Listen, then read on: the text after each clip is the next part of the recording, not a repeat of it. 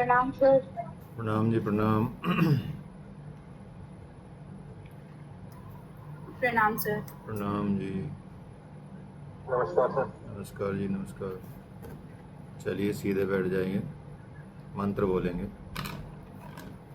गुरु मंत्र बोलेंगे। इनहेल।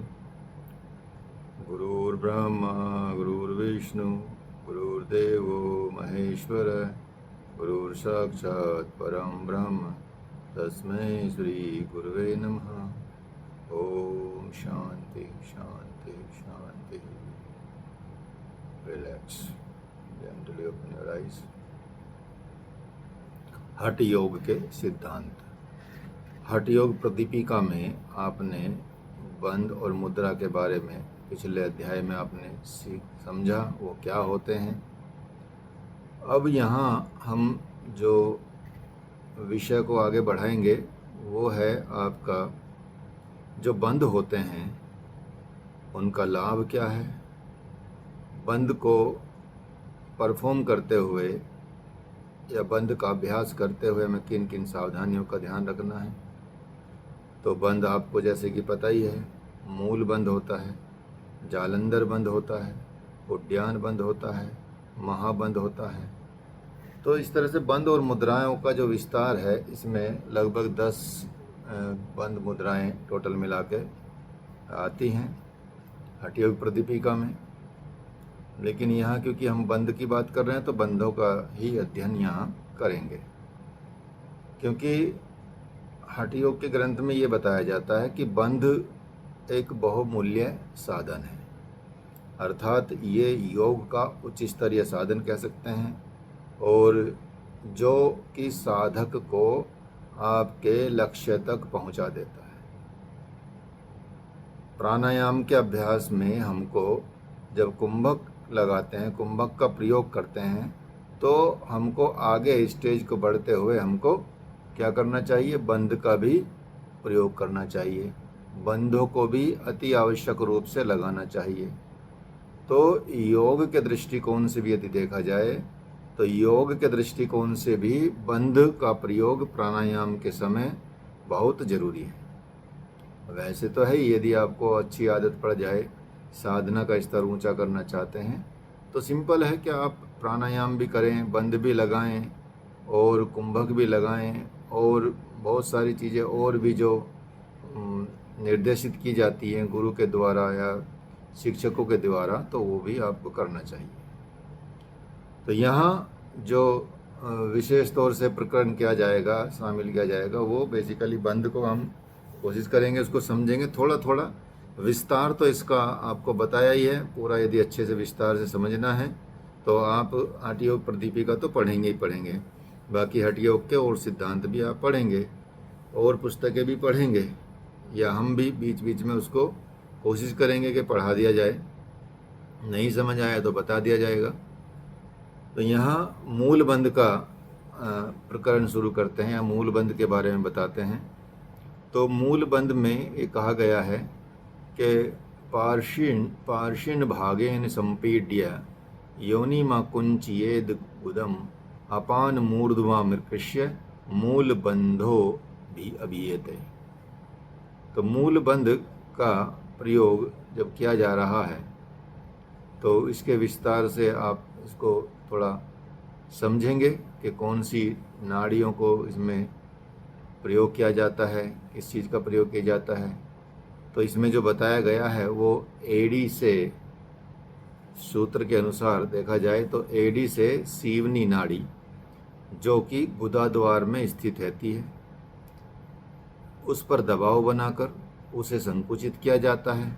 उसके पश्चात अपान वायु को ऊपर की ओर खींचा जाता है। ये इसमें बताया गया है। क्या बताया गया है कि प्रेसिंग द पेरिनियम, पेरिनियम को प्रेस करें या vagina with the heel, perineum को या वजाइना को उसको दबाएं। जैसे आप किस बंध में किस में दबाते हैं, आसन में, सिद्धासन में। प्रेसिंग द पेरिनियम वजाइना या vagina with the heel and contracting the rectum so that the apan vayu moves upward is called मूलबंध। तो इस श्लोक का अर्थ यही है, पार्शीन भागेन संपीड्य योनिम कुंचेद गुदम अपान मूर्धव्यमा कृष्य मूलबंधो विधीयते। और क्या करना है, इसको समझना है। अधोगतिम पानम वा ऊर्ध्वगम कुरुते बलात् आकुंचनेन तम प्राहुर्मूलबंधम ही योगीन। क्या बताया गया है कि बाई कॉन्ट्रैक्टिंग द पेरिनियम, जब हम पेरिनियम को कॉन्ट्रैक्ट करते हैं, कॉन्ट्रैक्शन करते हैं उसके अंदर perineum, the downward moving apan vayu is forced to go upward. अर्थात जो हमारी अपान वायु है, जिसको जो नीचे की तरफ है, वो उसको ऊपर की तरफ फोर्सफुली भेजती है। योगी इसको मूलबंध कहते हैं। इसीलिए बताया जाता है गुदम पार्षण्या तु संपीड्य वायुमकुंचेद बलात् वारम वारम यथा चोर्धम समायतीत Samiran. Press the heel firmly against the rectum and contract forcefully and repeatedly so that the vital energy rises। तो ये आपको फोर्सफुली करना है, अर्थात दबा के रखना है रेक्टम मसल को या योनि द्वार को, जो इसमें बताया गया है, प्रेस करना है। और इससे क्या होता है कि वाइटल एनर्जी ऊपर की तरफ, जो हमारी प्राण शक्ति है, वो ऊपर की तरफ उठती है। तो ये हठयोग प्रदीपिका में लिखा गया है। तो एडी से सीवनी नाड़ी को बताया गया है, उसको दबाना है, दबाकर उसको संकुचित करना है और ऊपर की तरफ खींच के रखना है। इसी को हम मूलबंध कहते हैं। इसका जो लाभ बताया गया है, लाभ की यदि हम बात करें तो यदि आप कंटिन्यूअस और इसका अभ्यास निरंतर करते हैं, मूलबंध का अभ्यास निरंतर करते हैं, तो क्या होता है, अपान और प्राण, ये दोनों चीज़ें, अपान और प्राण, ठीक है। अपान कहाँ है, नाभि से नीचे, प्राण कहाँ है, हृदय क्षेत्र में, ठीक है। तो अपान और प्राण की एकता होती है, अर्थात उनका मिलन होता है। वो अपान का प्राण में आवाहन होता है या आहुति दी जाती है, कह सकते हैं कि यज्ञ किया जाता है। शरीर में क्या होता है, इससे विषाक्त तत्वों की साथ में मल मूत्र की भी कमी आती है। और व्यक्ति, बताया जाता है कि जो बूढ़ा व्यक्ति है वो भी जवान हो जाता है, ऐसा बोला जाता है। अपान प्राण यैरैक्यम क्षयो मूत्र पुरुषियो युवा भवति वृद्धोपि सततम मूलबंधात् अपाने ऊर्ध्वे जाते प्रियाते वहिन मंडलम तदानल शिखा दीर्घा जायते वायु नाहता तेन कुंडली सुप्ता संत तपता संप्रभुदेते दंडा हता भुजंगीव निश्वस्य ऋतुजाम व्रजते बिलम प्रविष्टेव ततो ब्रह्म नाड्यंतरम व्रजेत तस्मान नित्यम मूलबंध कर्तव्यो योगी भी सदा।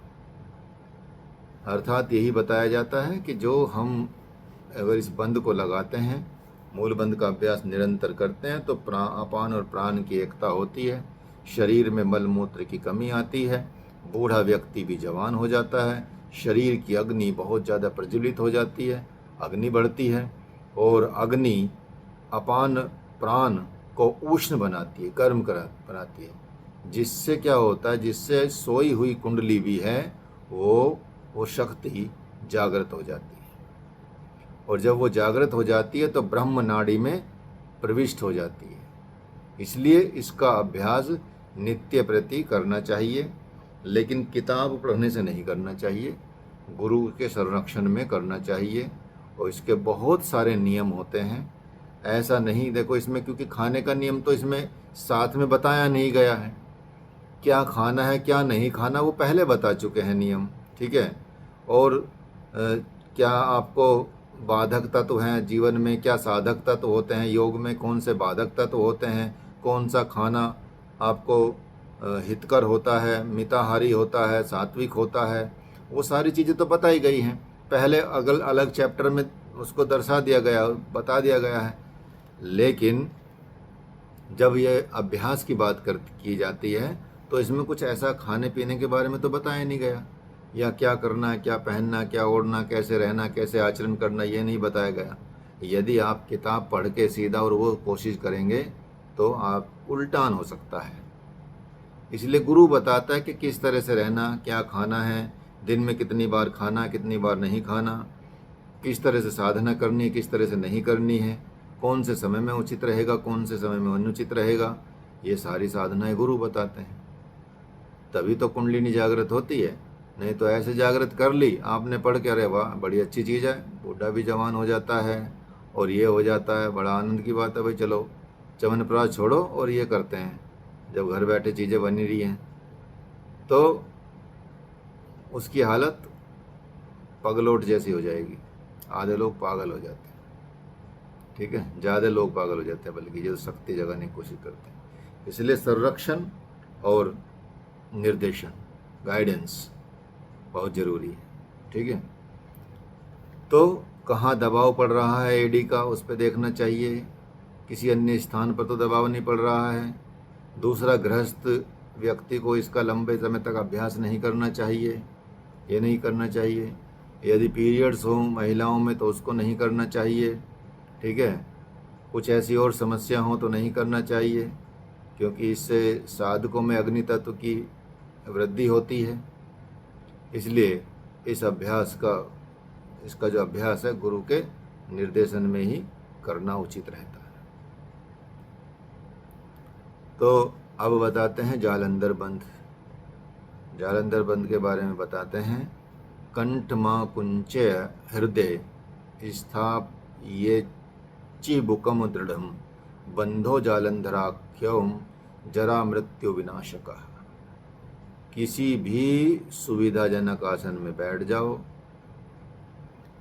कंठ को संकुचित करके जो ठुड्डी है उसको हृदय अर्थात छाती की तरफ दृढ़तापूर्वक लगाएं। यह जालंधर बंद कहा जाता है। इसको क्या बोलते हैं? जालंधर बंद बोलते हैं, ठीक है ना। तो हठयोग प्रदीपिका में जालंधर बंद का विस्तार, मतलब जो उल्लेख है वो बड़ा विस्तार के साथ किया गया है। इसका मंत्र भी बताया गया है और बाकी सूत्र भी बताए गए हैं। तो इसमें यही बताया गया है कि कॉन्ट्रैक्टिंग द थ्रोट, अपने थ्रोट को कॉन्ट्रैक्ट करो, by bringing the chin to the chest is called bandha, that is Jalandhar bandha. It destroys old age and death, लिखा हुआ है जालंधराख्योम जरा मृत्यु विनाशक। It destroy old age and death, सूत्र में लिखा ही गया सीधा। बंधनाति ही शिरा जाल मधोगामी नभो जलम ततो जालंधरो बंध कंठ दुखौ नाशन। That is Jalandhar Bandh. Which Jalandhar Bandh? That is Jalandhar Bandh which catches the flow of nectar in the throat. गले में आप अमृत तत्व को पकड़ सकते हैं, उसको पान कर सकते हैं। It destroys all throat ailments. ये गले की सारी बीमारियों को नाश कर सकता, क्योंकि जाल is throat, jalam is water. Dhar means supporting or a tubular vessel in the body. तो जालंधर बंद इज द लोक, ये थ्रोट लोक है। क्या हेल्प करता है? Which helps the fluid of bindu from flowing further down then Vishuddhi. इसलिए जालंधर बंद की प्रैक्टिस बहुत महत्वपूर्ण है, क्योंकि इससे जो बिंदु चक्र है उससे अमृत तत्व टपकता है। उसको कैसे आपको पान करना है, कैसे उसको और किस तरह से उसका प्रयोग करना है, ताकि आप चरा मृत्यु से भी मतलब उसको भी पार पा लें। जालंधर बंद का इतना महत्व है। तो जालंधर बंद के जो लाभ हैं वो बताते हैं कि इसके अभ्यास से बंद बदनाति ही शिरा जालम अधोगम मीनो भोजलम ततो जालंधरो बंद कंठ दुख नाशन जालंधरे कृते बंधे कंठ संकोच लक्षणे न पीयूषम पतत्ये निग्नो न च वायु प्रकुपति कंठ संकोच नेनौ द्वे नाड्यो स्तंभ येद दृढ़म मध्य चक्रमिदम गेयम षोडशाधार बंधनम। बताया जाता है कि इसके अभ्यास से जरा मृत्यु का भय नहीं रहता। ठीक है, तो जरा मृत्यु को भी ये मतलब ख़त्म कर सकता है। गले के रिलेटेड जितने भी रोग होते हैं उनको दूर कर सकता है। सोमरस, यह सोमरस जो प्रत्येक क्षण नाभि में भस्म होता है उसे भस्म होने से रोकता है। अर्थात अमृत को जो नाभि में जाके भस्म हो जाता है उसको भस्म होने से रोकता है। इससे ही शरीर के जो आधार हैं उन पर नियंत्रण होता है और वायु के कोई प्रकोप नहीं होते। इतने इसके लाभ बताए गए हैं। सर्वाइकल स्पॉन्डिलाइटिस अगर हो तो इसको नहीं परफॉर्म करना चाहिए। तो इसको इसकी विधि कैसे करना है वो सब दी गई है हठयोग प्रदीपिका में। तो वो आप इसको समझेंगे, पढ़ेंगे हठयोग प्रदीपिका में। कोई कन्फ्यूजन रहेगा, संकोच रहेगा, कुछ प्रॉब्लम रहेगी तो आप पूछ सकते हैं, कोई दिक्कत नहीं है। फिर बताते हैं किसके बारे में, उद्यान बंद के बारे में। तो उद्यान बंद के बारे में आप थोड़ा समझेंगे कि ये क्या बंद है, उद्यान बंद। तो आपने किया भी है इसकी प्रैक्टिस। बताया जाता है कि बद्धो येन सुषुम्नायाम प्राणस्तुड्यते यतः तस्मा उद्यानक्ष यख्यम योगी भी समुद्याहत। सुषुम्ना नाड़ी के अंदर आप देखेंगे, सुषुम्ना नाड़ी के अंदर जो निरुद्ध प्राण प्रवाहित हो रहा है उसे इस अभ्यास के द्वारा ऊपर उठाया जाता है, सुषुम्ना। इसलिए साधक इस अभ्यास को उद्यान बंद का नाम देते हैं। तो यही बताया है कि Uddiyana bandha is so called by the yogis because क्या होता है, through its practice the prana that is concentrated at one point and rises through Sushumna. इसमें सुषुम्ना के द्वारा प्राण को ऊपर की तरफ बढ़ाया जाता है। और उड्डयनम पुरुते वृषंतम महाखगः उड्डयानम तदेव स्यातत्र बंधो विधीयते। ये बताया जाता है कि ये बंध, द बंधा described is called the rising or flying bandha because through its practice the great bird Shakti flies upward with ease। तो योगी स्वात्मा राम जी ने इसको डिस्कस किया है, बंद को, इसको लोक बताया है और इससे आप बड़ी शक्ति योग की पा सकते हैं। इसलिए इसका नाम उद्यान बंद दिया गया है। तो उद्यान बंद के जो लाभ होते हैं आपको देखने को मिलेंगे कि उदरे पश्चिमम तानम नाभेरुध्वम च कार्येत।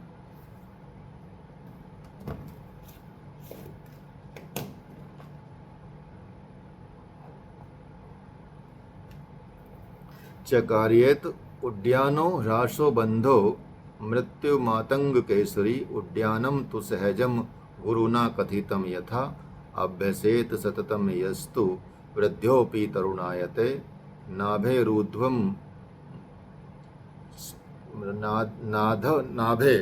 रुध्वं चापि तानं कुर्यात् प्रयतन्ते षण्मास सभ्यशेन मृत्युम जयत्वं न संशय सर्वेषामेव बंधनामुत्ततो हिरे उड्यानम नानक उड्यने दृढ़े बद्धे मुक्ति स्वाभाविक भवेत।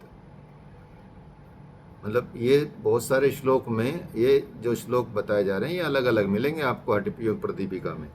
ये अलग अलग मतलब अलग अलग उसमें इनका फिर अलग अलग एक्सप्लेनेशन है, लेकिन यहाँ क्योंकि एक साथ ही बता रहे हैं तो इसलिए एक साथ इसको पढ़ रहे हैं। तो आप लोग भी इनको थोड़ा सा ऐसे कोशिश करेंगे समझने की। तो बताया जाता कि जो ये बंध हैं इनका लाभ या इनका लाभ क्या है, बोला जाता है कि ये बंध मृत्यु रूपी हाथी के सामने सिंह के समान होता है। ये मृत्यु पर विजय पाने वाला सिंह है, मृत्यु रूपी हाथी है, उसके सामने सिंह के समान है। यदि कोई वृद्ध व्यक्ति भी इसका अभ्यास शुरू कर दे, वो भी गुरु के द्वारा बताई गई विधि से करे, तो वह भी युवक के समान हो जाता है, इतनी शक्ति उसके अंदर आ जाती है। इसमें यह भी कहा गया है कि यदि कोई साधक इसका 6 महीने लगातार अभ्यास करे तो वो मृत्यु को जीत लेता है। इस बंध को सभी बंधों में श्रेष्ठ कहा गया है। इसके अभ्यास से मोक्ष की प्राप्ति होती है। तो ये अभ्यास इस तरह से लाभकारी होता है और ये निश्चित है, क्योंकि आप देखेंगे कि बड़े अभी जैसे कुंभ की बात करें, कुंभ अभी गया है तो इसमें बड़े बड़े संतों के भी ऐसे आए कि मतलब उसमें लोगों ने बताया, संतों ने भी बताया कि हजार हजार साल पुराने साधु भी थे उसमें, बड़े बड़े मतलब कोई उम्र के साधु भी आते हैं, कुंभ में जरूर आते हैं, लेकिन कहाँ हैं, कैसे हैं, किसकी दृष्टि पड़े उस पर नहीं, वो समझ में नहीं आता, क्योंकि सब इतने सारे रहते हैं। लेकिन जो बड़े बड़े सिद्ध संत होते हैं वो बताते हैं कि भाई उसमें ऐसे ऐसे लोग भी आए हैं। तो सावधानी क्या बरतनी है इसमें? सावधानी बरतनी है, आंत के रोग यदि हों उनको नहीं करना है, जिनको इंटेस्टाइन की प्रॉब्लम्स हो उनको नहीं करना है, जिनको हर्निया की प्रॉब्लम हो उनको नहीं करना है, जिनको हाई ब्लड प्रेशर हो उनको नहीं करना है, और अपने सामर्थ्य के अनुसार प्राण को ऊपर खींचना, अर्थात रोग के ऊपर की तरफ खींचना है। तो जितनी आपकी कैपेसिटी है उसको करना और फिर उससे बढ़ाना है, धीरे धीरे धीरे धीरे बढ़ा के कर लेना है। तो इस तरह से ये उद्यान बंद ऐसे लगाया जाता है। तो यहाँ अब आगे जो चर्चा कर रहे हैं वो चर्चा है आपकी महाबंद के बारे में। महाबंद को हम समझेंगे थोड़ा विस्तार से नहीं, मतलब जो इसमें दिया हुआ छोटा हठयोग प्रदीपिका में तो काफ़ी विस्तार है, उसको पढ़ेंगे। इसमें 10 मुद्राओं के साथ इसमें दिया गया, बंद और मुद्रा का प्रकरण एक ही है। तो महाबंद आप जैसे बता चुके हैं कि ये सब एक साथ लगाना, इनको तीनों बंदों को एक साथ प्रयोग कर लेना महाबंद कहा जाता है। पहले बाएं पैर को मोड़कर उसकी एड़ी को शीवनी पर लगाना है, उसके बाद दाएं पैर को बाईं जंघा पर रखना है, धीरे से वायु का पूरक करके अपनी ठुड्डी को छाती से लगाना है, जालंधर बद लगाना है। उसके बाद मूल स्थान योनि को संकुचित करना है और अपना सारा ध्यान सुषुम्ना पर लगाना है, और जितनी आपके अंदर पावर है यथाशक्ति कुंभक करना है। तो धीरे धीरे वायु को आप रेचक कर दें और फिर इसका अभ्यास करें फिर से, ठीक है। उन्हें इसी का अभ्यास को पैर बदल कर दोहराना है। यह अभ्यास महाबंद कहा जाता है, ठीक है। तो इसमें यह बताया गया कि पार्ष्णिम वामस्य पादस्य योनि स्थाने नियोजयेत वामोरूपरि संस्थाप्य दक्षिणम चरणम तथा पूरयित्वा ततो वायुम हृदय चिम्बुकम दृढ़म निष्पीड्य योनिमाकुञ्च्य मनोमध्ये नियोजयेत धारयित्वा यथाशक्ति रेचयेत् नलिनं शनैः संव्यागे तु संभस्य दक्षंगे पुनरभ्यसेत। तो ये बताया गया कि पहले पैर को मोड़ के एड़ी को अपने मूलाधार में लगाएं, सीवनी पर लगाएं, उसके बाद बाएं पैर को बाएं जंघा पर रख लें, धीरे से वायु को अंदर लें, खींचें, इनहेल करें, अपनी ठुड्डी को छाती से लगाएं अथवा जालंधर बंद लगाएं, फिर मूल स्थान योनि को संकुचित करें, मतलब मूल बंद लगाएं और अपना सारा ध्यान सुषुम्ना पर लगा के रखें। इसको हम और कुंभक करें, फिर धीरे धीरे रेचक करें और फिर से इसका बंद लगाएं और फिर उसको पैर बदल के फिर दोबारा करें।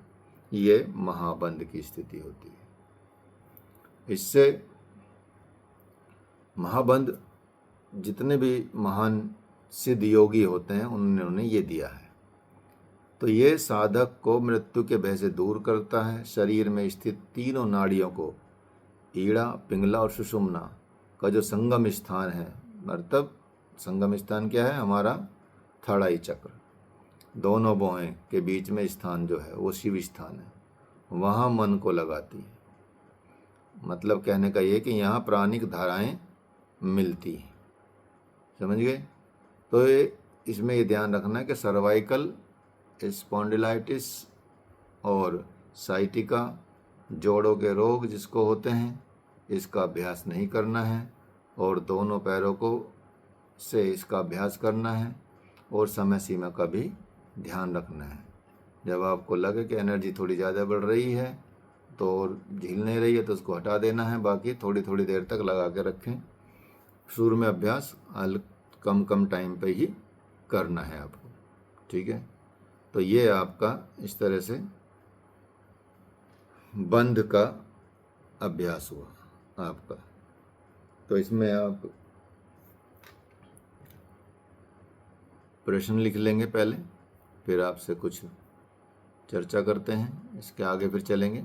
थोड़ा सा मुद्रा बताएंगे, महामुद्रा, महावेद, खेचरी, विपरीत करनी, वज्रोली, शक्ति चालनी, इन मुद्राओं के बारे में बात करेंगे। तो पहले आप प्रश्न लिख लेंगे।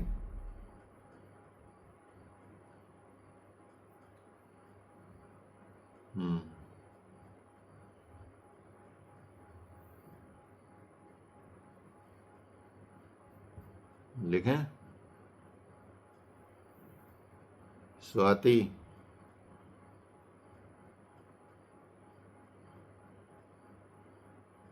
स्वाति है, पाई जाती है। जिनका कैमरा ऑन नहीं है वो अटेंडेंस नहीं है, जिनका कैमरा ऑफ है वो अटेंडेंस ऑफ है, ये समझ लीजिएगा। देखो अभी स्वाति को आवाज़ लगाई है नहीं, गायब है।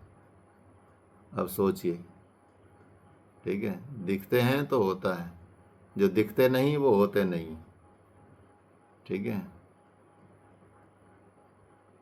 हाँ जी, Devinder Singh, hello texting, hello hello hello text, hello. जी सर, जी सर। मौजूद हो, यहीं पे हैं, अवेलेबल यहीं हो? पे हैं सर। कौन से बंद बताए हैं बताइए, 4 बंद के नाम बताइए, कौन कौन से बंद बताएं। क्लास का मतलब है अपना काम नहीं करना है, ठीक है? उठ के इधर उधर नहीं जाना बंद है। बताया, बताओ। बंद, जालंधर बंद, उद्यान बंद और महाबंद। हाँ, वेरी गुड। चलो कम से कम सुन रहे होंगे, ठीक है? नहीं, देख भी रहे हैं सर, हैं? देख भी रहे हैं सर, आपको देख भी रहे हो? पढ़ाते रहे। अगर सोचो हम कैमरा बंद करके पढ़ाएं तो आपको कैसा लगेगा? अच्छा लगेगा, आवाज़ तो सुन लोगे, ठीक है? हम इधर उधर घूम रहे रूम में, कान पे हेडफोन लगा के और बस आपको बोलते जा रहे हैं, ठीक है? तो जी, और क्योंकि इसमें गायब हो जाते हैं, अभी ये स्वाति रानी है, गायब है, लिख रही है लेकिन आ जाती पहले ही है, आधा घंटे पहले आ जाती है, ठीक है? लेकिन अब है नहीं। अब सोचिए तो कैसे माना जाए कि आप आप पढ़ रहे हैं, आप नहीं पढ़ रहे हैं, ठीक है? तो उसको तो माना नहीं जाएगा ना, क्योंकि वो सीरियसनेस नहीं है। या तो योग के स्टूडेंट नहीं है, एमए किसी के स्टूडेंट हो, सामाजिक विज्ञान के, सोशल साइंस के, ठीक है? योग में तो चेतना जागृत करनी होती है ना। और ऐसा तो कोई है नहीं कि भाई 1 घंटा तुमको कोई पढ़ने को मना कर देगा या कैमरे में आयोगे तो मना कर देगा कोई। ठीक है, मतलब ये तो आपका एक तरह से क्या बोलते हैं, एडिकेट्स अंग्रेजी में एक शब्द है। ठीक है, आप कैसे छात्र हैं वो है। ठीक है, तो दिखेंगे। हाँ, आप जा सकते हैं जब बीच में कहे हाँ ठीक है जी अभी थोड़ा सा ये आ रहा, लेकिन 1 घंटा क्लास का मतलब 1 घंटा क्लास होती है, इसलिए समझ में नहीं आता कि आपको ज्ञान जो दिया जाता है, अध्यात्म का ज्ञान है ये, बेसिकली योग, वो आंखों से दिया जाता है। ठीक है, आँख कान नहीं दिखेंगे तो गड़बड़ हो जाएगी। ठीक है, कान कहीं और काम करते हैं, आँख कहीं और काम करती है, और शरीर कहीं और रहता है। अगर सामने दिखोगे तो हम पहचानेंगे भी आपको, अच्छा भाई क्या गड़बड़ कर रहे हो। आप चाय पियो, कॉफ़ी पियो बैठे बैठे, कोई दिक्कत नहीं है। ठीक है, कहीं ऐसा तो है नहीं कि भाई आप डिफेंस मिनिस्ट्री में बैठे हुए या टैक्स डिपार्टमेंट में बैठे हुए कि भाई ऑन नहीं कर सकते, या कहीं पीएमओ ऑफिस में बैठे हुए कि बस वो सुन सकते हैं। ठीक है, नेट की प्रॉब्लम हो सकती है, हम जानते हैं, और भी समस्याएं हो सकती हैं। ठीक है, लेकिन कोशिश तो करनी है आपको, ये आपके भले के लिए है, हमारा तो भला हो ही रहा है, हमारा इसमें कुछ नुकसान नहीं है, हम तो पढ़ा के निकल लेंगे। इतना भी कहने की हमको ज़रूरत नहीं है। ठीक है, कोई नहीं आएगा क्लास में उसको भी ज़रूरत नहीं है, कोई दिक्कत नहीं है। ठीक है, लेकिन मतलब आपका फ़ायदा हो इसलिए हम थोड़ा प्रयास करते हैं कि चलो भाई थोड़ी तरक्की कर लें बच्चे जीवन में, तो लिखवाएं। स्वाति रानी सो गई है मुझे लग रहा है। ये फ़ोन बंद करके लगा के और सो गई। ठीक है, इसको नींद आ गई होगी ज़्यादा। देख लो, जब भी बुलाते हैं किसी को हमको पता है कि कौन सो गया होगा। जैसे वंदना को बुलाया था, वंदना गायब थी। ऐसा नहीं कि हमको सबको, तो सूचना आ जाती है, इन्फॉर्मेशन मिल जाती है कौन गायब है। ठीक है, सर आपकी क्लास में उस दिन पहली बार सोई थी और आपने उसी दिन बुला दिया। हाँ वही तो बता रहे हैं, ऐसे कोई योग में आए हम। आज इसको गायब किया तो इसको गायब है ये देखो। चलिए लिख लीजिए, कोई बात नहीं। क्षमादान महादान। ठीक है, लिखो, जालंधर बंद व उद्यान बंद का विस्तार पूर्वक चर्चा कीजिए, व्याख्या कीजिए। जालंधर बंद, उद्यान बंद और महाबंद, मूल बंद और महाबंद, चारों को लिखना है। इनकी व्याख्या कीजिए विस्तार पूर्वक, अलग अलग लिखना। जालंधर बंद अलग लिखेंगे, उद्यान बंद अलग लिखेंगे, मूल बंद अलग लिखेंगे, महाबंद अलग लिखेंगे। ठीक है, जैसे जैसे अलग अलग पढ़ाया है ऐसे ही, बस एक ही प्रश्न लिखना है। जालंधर बंद, मूल बंद और उद्यान बंद और महाबंद। आप चाहे नीचे से शुरू कर लें, मूल बंद से, मूल बंद, उद्यान बंद, जालंधर बंद और महाबंद, या ऊपर से शुरू कर लें, जालंधर बंद, उद्यान बंद, मूल बंद और महाबंद। महाबंद तो लास्ट में लिखना है। ठीक है, तो इस तरह से आप इसका अध्ययन मतलब लिखेंगे, क्वेश्चन आंसर लिखेंगे अपने उसमें। ठीक है,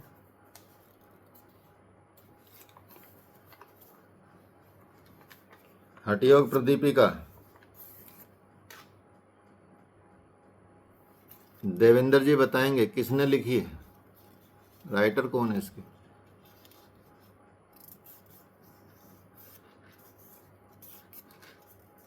देवेंद्र जी बताएंगे राइटर कौन है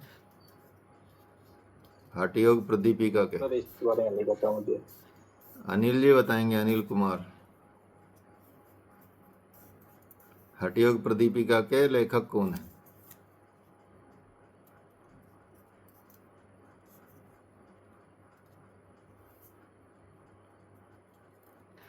सर नहीं अभी याद नहीं है। और स्वाति रानी आई है नहीं अभी, सॉरी अभी तो।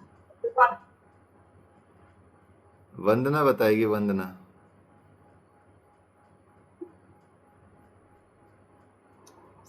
स्वात्मा राम। हाँ, इज्जत से बोलो, स्वामी स्वात्माराम। आत्मा स्वात्माराम। ठीक है, ऐसे नहीं कि मेरा फ्रेंड है कोई, अरे स्वात्माराम मिला था रास्ते में उसको मैंने बहुत मारा, ऐसा नहीं बोलना है। ठीक है, ऋषि मुनि रहे हैं तो इस सम्मान के साथ नाम लेना चाहिए। सत्कार सेवितो स तु दीर्घ काल निरंतर्य सत्कार सेवितो दृढ़ भूमि। सत्कार के साथ, चाहे योगी हो चाहे ऋषि मुनि हो उनको, ठीक है, लिखेंगे भी ऐसा ही, लिखने में, मानने में, सब में श्रद्धा रखनी है, सत्कार रखना है, आदर रखना है अपने बड़ों का, ऋषि मुनियों का, माता पिता का, दादा दादी का, बुजुर्गों का, बड़ों का, जो भी रहे हैं। ठीक है, स्वामी स्वात्माराम जी ने लिखा है हठ योग प्रदीपिका, इसलिए बीच बीच में बोलता रहता हूँ, कितनी बार नाम ले लिया होगा मैंने, स्वामी स्वात्माराम, स्वामी स्वात्माराम जी, स्वामी स्वात्माराम जी, स्वामी जी बोला कई बार, ऋषि मुनि बोला है, तो स्वामी स्वात्माराम जी ने ये लिखा है हठ योग प्रदीपिका। आता है बहुत बार क्वेश्चन यूजीसी नेट में भी। तो बढ़ें आगे, मुद्राओं की विधि, लाभ और सावधानियों के बारे में चर्चा करेंगे। तो यहाँ पहले क्योंकि ये मुद्राएं भी क्या करती हैं, कुंडलिनी शक्ति को जगाने में हेल्प करती हैं, उनकी सहायता करती हैं। इनका अभ्यास भी गुप्त बताया गया है। योग वास्तव में वैसे भी वह रहस्य में है और गुप्त है, तो इसलिए इसको सारे योग के जो सिद्धांत हैं या योग की जो क्रियाएं हैं बड़ी गुप्त होती हैं और गुरु के संरक्षण में की जाती हैं, क्योंकि इनसे सिद्धियां मिलती हैं, शक्ति जागृत होती हैं और बहुत ज़्यादा कह सकते हैं कि आपकी जो ऊर्ध गति होती है इसमें। तो इसलिए मुद्राओं को भी गुप्त बताया गया है। और जैसे प्राणायाम आवश्यक है, जैसे बंद आवश्यक हैं, जैसे इसी तरह से मुद्राएं भी आवश्यक हैं, बहुत अति महत्वपूर्ण है। तो यहाँ पहले महामुद्रा का उल्लेख करते हैं स्वामी स्वात्माराम जी। ठीक है, क्या बोलते हैं, पाद मूलेन वामेन योनिम संपीड्य दक्षिणम प्रसारितम पदम कृत्वाम कराभ्याम धार्ये दृढ़म कंठे बंधम समारोग्य रोप्य धार्ये द्वा मूर्ध्वतः ततः शनः शनरैवरे चेन्न तु वेगतः इयम खलु महामुद्रा महासिद्ध प्रदर्शिता। बताया जाता है कि सबसे पहले बाएं पैर को मोड़कर उसकी एड़ी से सीवनी नाड़ी पर दबाव बनाएं। अर्थात जैसे आप सिद्धासन करते हैं उसी स्थिति में, जैसे और भी बताए हैं सारे उसमें। तो और दाहिने पैर को सीधा रख लें, सीधा रख के दोनों हाथों से पंजों को पकड़ लें। ठीक है, इसका वीडियो है यूट्यूब पे हमारे पे, देख लेना। बाकी और मुद्राओं का भी है, कई मुद्राओं का बनाया है, कुछ का नहीं है, कुछ का है तो कुछ का और बना देंगे, कोई दिक्कत नहीं है। तो दिखाया, जो चित्र दिखाया गया है वो थोड़ा सा डिफरेंट दिखाया गया है, उससे भी उस आधार पे भी कर सकते हैं इसमें हठ योग प्रदीपिका में जो चित्र दिखाया गया है, और कुंभक लगा के भी कर सकते हैं, जैसे जालंधर बंद, लेकिन उसमें गर्दन ऊपर उठाई हुई है तो वहाँ जालंधर बंद नहीं है। ठीक है, तो दोनों तरह से आप कर सकते हैं। तो सबसे पहले बाएं पैर को मोड़कर उसकी एड़ी से सीवनी नाड़ी पर दबाव बनाएं, अर्थात जो बताया है पेरिनियम, उस पर दबाव बनाना है और दाहिने पैर को सीधा रखकर दोनों हाथों से पकड़ना है और हाथ सीधे रखने हैं, मोड़ने नहीं है। जालंधर बंद लगाकर वायु का पान करना है, मतलब का की मुद्रा बनाकर ये कह सकते हैं। तो पहले मतलब पान कर लें, उसके बाद बंद लगाएं और उसका कुंभक करना है। यथासंभव कुंभक करने के बाद सांस को धीरे धीरे गर्दन सीधी करके छोड़ना है, सांस को तेजी से नहीं छोड़ना है। ठीक है, क्योंकि योगियों द्वारा ये महामुद्रा बताई जाती है और इस महामुद्रा का अभ्यास बड़ी सावधानी से करना होता है और साथ में ही अलग अलग पैर बदल के ही करना है सेम तरीके से। तो इसको महामुद्रा कहते हैं। इसको सीख लेना है, वीडियो भी है उसमें, बाकी क्रियाएं कराएंगे। और क्योंकि आपके सिलेबस में जो मुद्राएं हैं वही मुद्रा आपको सीखनी है सिलेबस के हिसाब से, तो बाकी आगे बढ़ते रहें। यदि वो सीख जाएं तो आगे बढ़ें, कोई दिक्कत नहीं है। सारा सिलेबस तैयार कर लें चारों सेमेस्टर का, और भी अच्छा है, ठीक है, पहले ही अच्छे विद्वान बन जाओगे। तो इसका लाभ क्या बताया है, इसके लाभ का वर्णन किया गया है। उसमें बताया गया है कि इसके अभ्यास से सारे क्लेश दूर होते हैं। कितने क्लेश होते हैं? कौन बताएगा? क्लेशों की संख्या कौन बताएगा बिना इंटरनेट पे देखे? ठीक है, कितने क्लेश होते हैं हमारे घर में? घर में भी होते हैं ना क्लेश तो उन्हीं को क्लेश बोलते हैं, कुछ और को क्लेश बोलते हैं।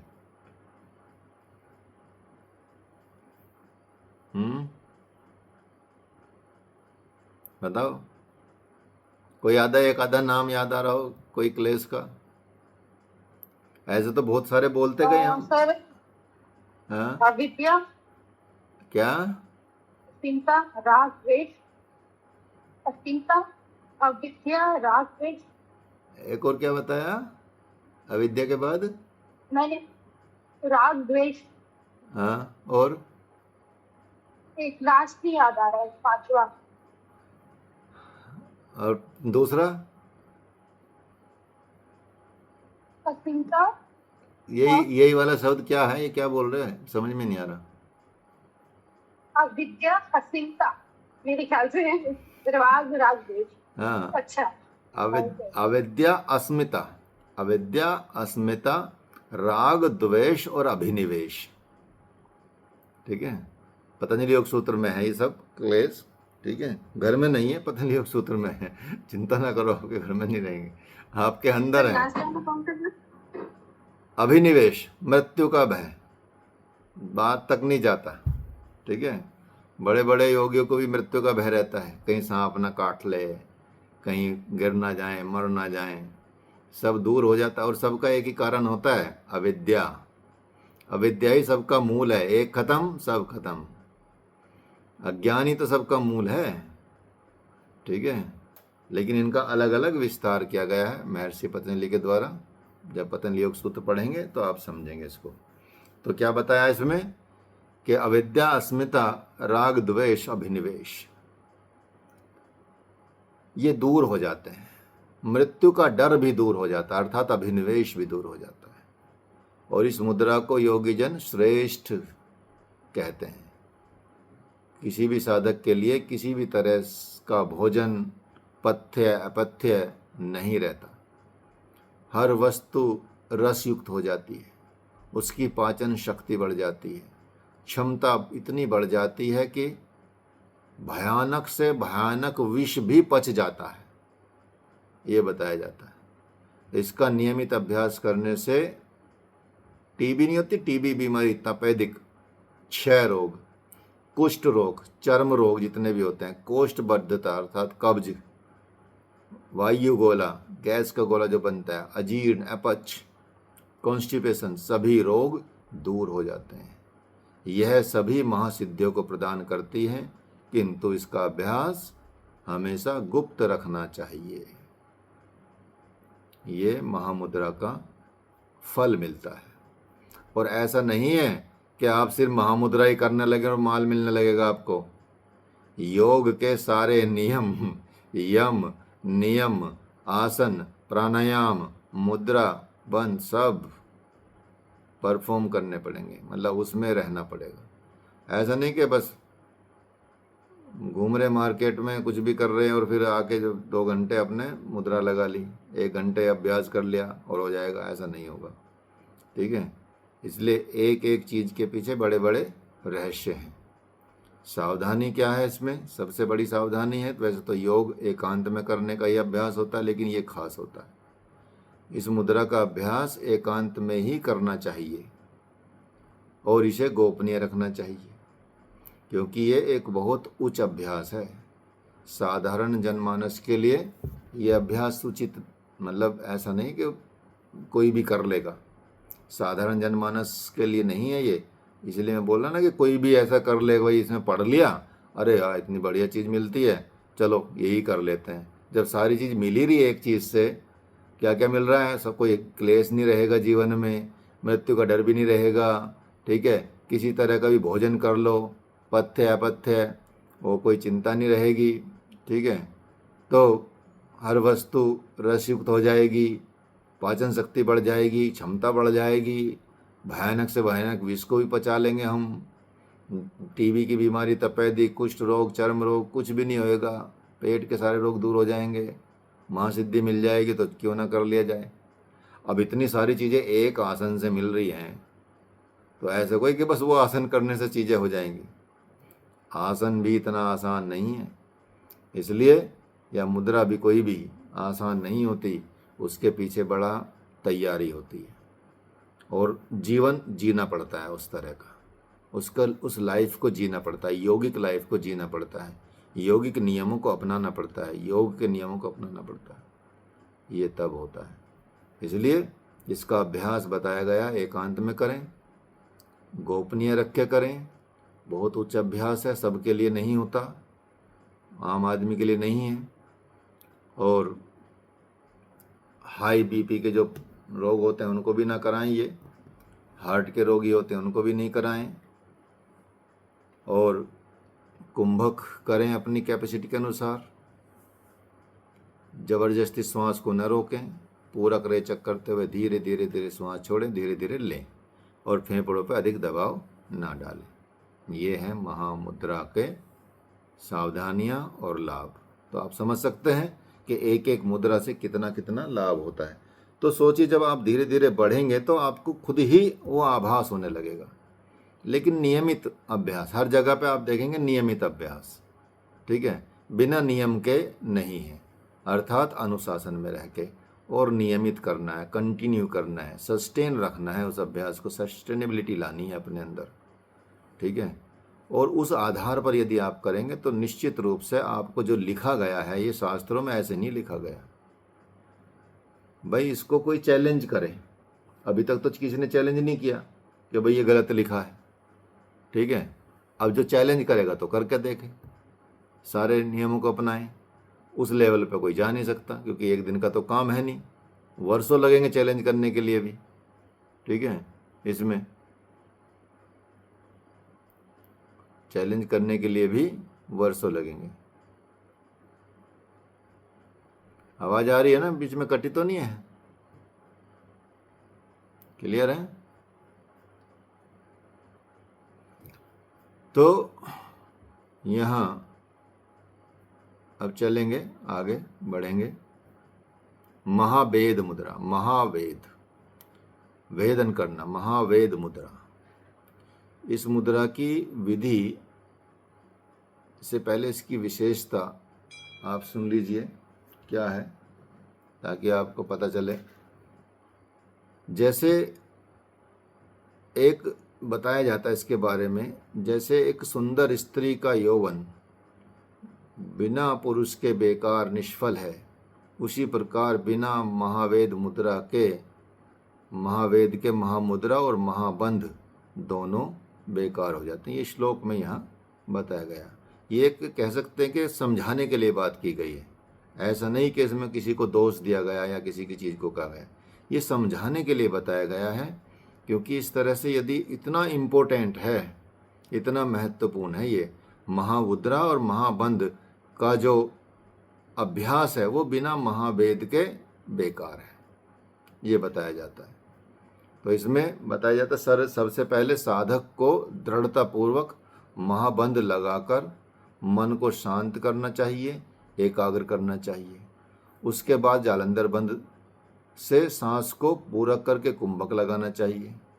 दोनों हथेलियों को भूमि पर टिका देना चाहिए, अर्थात तुलासन में, और शरीर का संतुलन बनाते हुए भूमि से नितंबों को ऊपर उठाकर धीरे धीरे भूमि पर ताड़न करना चाहिए, बार बार पटकना चाहिए धीरे धीरे, ठीक है।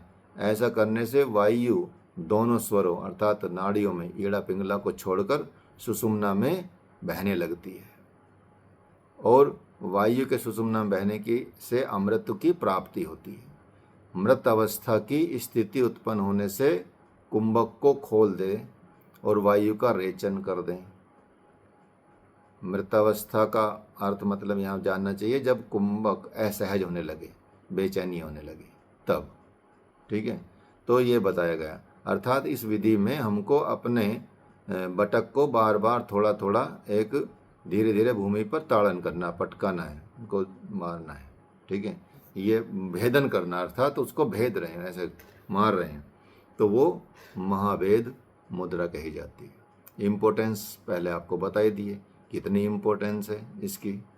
ठीक है, तो वो इसमें बताया गया है। तो यहाँ बताया गया है कि इसके लाभ जो बताए गए हैं, नियमित रूप से यदि कोई करेगा इसका अभ्यास, साधक, स्पेशली साधकों का जिक्र आता है, जब भी योग साधक कोई होगा तो नियमित रूप से इसका अभ्यास यदि कोई करता है तो इससे बहुत महान सिद्धियां प्राप्त होती हैं। शरीर में आप देखेंगे ये बोला जाता है झुर्रियाँ नहीं पड़ेंगी, बाल भी असमय सफ़ेद नहीं होंगे, शरीर में कंपकपी जो रहती है वो दूर हो जाएगी, हाथ पैर कांपने लगते हैं। ये बड़ा ही उत्तम अभ्यास है। और ये तीनों महाबंध, महामुद्रा, महावेद, ये तीनों उच्च अभ्यास हैं, इसलिए इनकी चर्चा सबसे नहीं करनी चाहिए, गुप्त रखनी चाहिए। ये जरा और मृत्यु, बुढ़ापे को और मृत्यु का नाश करती है, शरीर में जठराग्नि प्रदीप्त करती है। सिद्धियाँ जो अष्ट सिद्धियाँ होती हैं ना, उनमें से अणिमा जैसी सिद्धि को देने वाली होती है। क्योंकि जो साधक रोज 3 घंटे में 8 बार इसका अभ्यास करता है, उसके सभी पाप नष्ट हो जाते हैं और उसे सभी पुण्य प्राप्त होते हैं।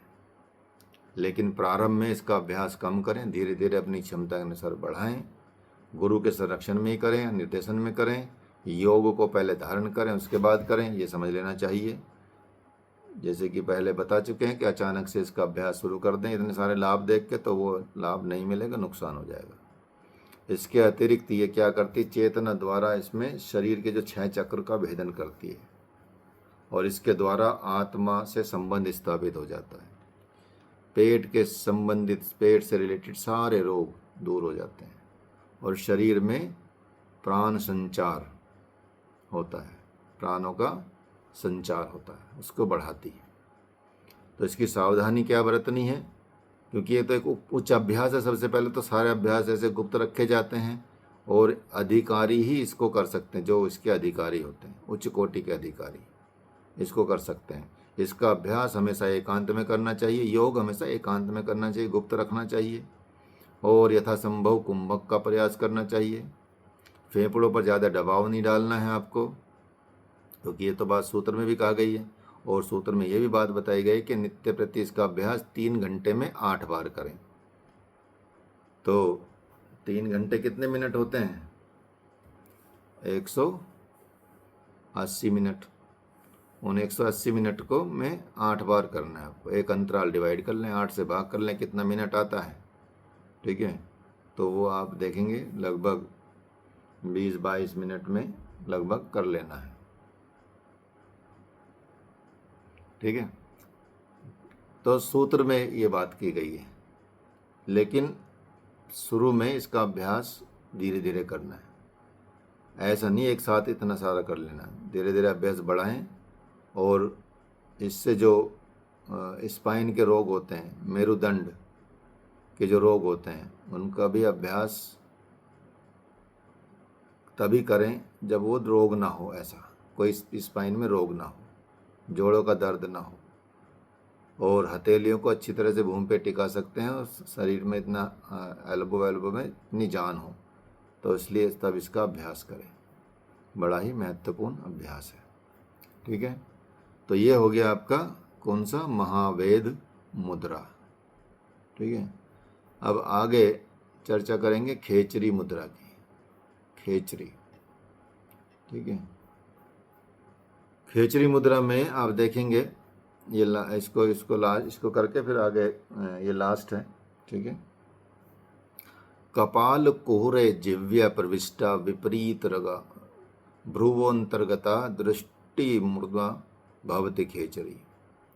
सबसे पहले किसी भी ध्यान के आसन में बैठ जाना है और जीभ को पलटकर कपाल कोर के अंदर लगाना है, नीचे की तरफ जहाँ वो तालू लटका रहता है वहाँ तक ले जाना है और आंखों की दृष्टि भूर मध्य पे लगानी है। ठीक है, यहाँ पे लगानी, सांभवी मुद्रा जिसको बोलते हैं।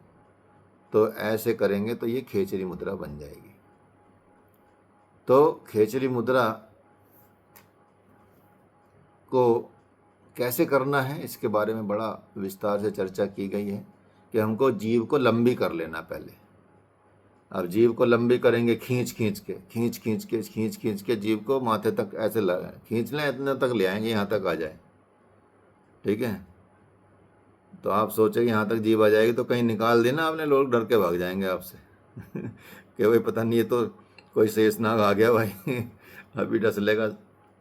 ठीक है, लेकिन इतनी लंबी कर लेनी पड़ती है, कर लेनी चाहिए। तो उसके बारे में ये बताया गया है कि छेदन चालन दोहे कलाम क्रमेण वर्धये तावत सा यावद भ्रूमध्यम स्पृश्यति तदा खेचरी सिद्धि स्नु पत्र निभम सत्स्त्रम सुतीक्ष्णम स्निग्ध निर्मलम समादाय तत्तेन रोम मात्रम समुच्छनेत ततः सैंधव पथ्याभ्याम चूर्णिताभ्याम प्रघर्षतेत पुनः सप्तदिने प्राप्ते रोम मात्रम समुच्छिनेत एवं क्रमेण षण्मासं नित्ययुक्तः समाचरेत षण्मासाद्र सनामूल शिराबंध प्रणश्यति। बताया जाता है कि जीभ को किस प्रकार से लंबा करना है। वो सीधे कपाल कोर में प्रवेश करे, मतलब अंदर प्रवेश कर जाती है। इसके तरीके बताए गए हैं, जैसे काटना, चालना, दोहन करना। काटना, इसको जीभ को नीचे से काटना, यहाँ से जहाँ अटैच होती है ना नीचे से, यहाँ से इसको काटा जाता है धीरे धीरे। ठीक है, हाँ नीचे से। किससे काटेंगे? पत्ता होता है, तलवार वलवार नहीं लेना, चाकू नहीं लेना, ब्लेड से काट लिया, एक दिन में कल्याण हो जाएगा। खून भी नहीं निकलता या हो बहुत हल्का निकलता है जब काटते हैं इसको। तो धीरे धीरे रोज पत्ते से ऐसे किया जाता है, लिखा भी है इसमें। तो और ऐसा कर लेता है, इतना बढ़ा लेना कि ये भ्रूमध्य पे स्पर्श करे, अर्थात यहाँ स्पर्श करे। दोहन करना, खींच के ऐसे मसाज करना। ठीक है, तोतले बच्चे होते हैं ना, उनकी मसाज करोगे तो अब वो तोतलापन चला जाएगा उनका। ठीक है, जो बात तक भी तोतले रहते हैं।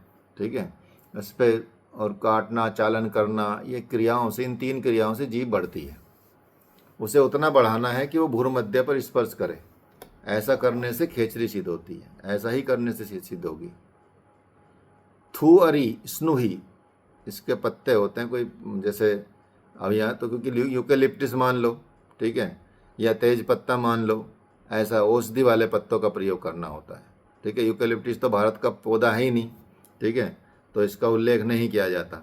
तो इसलिए धारदार पत्ते को लेकर उसको चिकना और कीटाणु रहित बना लें और शस्त्र की तरह प्रयोग करें। उससे जीव्या को, तालू को बाल बराबर काटें, एकदम बाल बराबर। काटने के बाद उस स्थान पर सेंधा नमक लगा लें, मतलब जले पर कटे पर नमक छिड़कना है आपको। ठीक है, फिर उस पर सेंधा नमक लगाना है या हरणे का चूर्ण 7 दिन तक लगाएं। फिर से बाल बराबर काटें, 7 दिन के बाद फिर काटना है।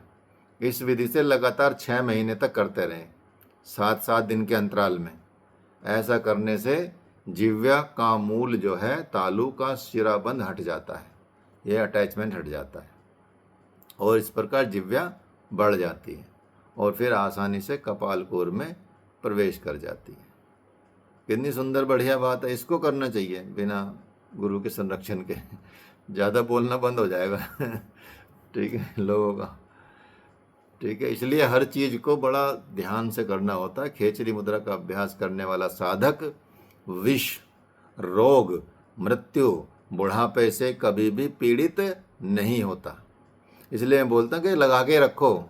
ठीक है, चाहे वहाँ तक पहुँचे ना, लेकिन उसकी स्टेज तो चलो 10% वाली स्टेज तो प्राप्त करो। धीरे धीरे वो भी अंदर तक भी जाने लगेगी आपको।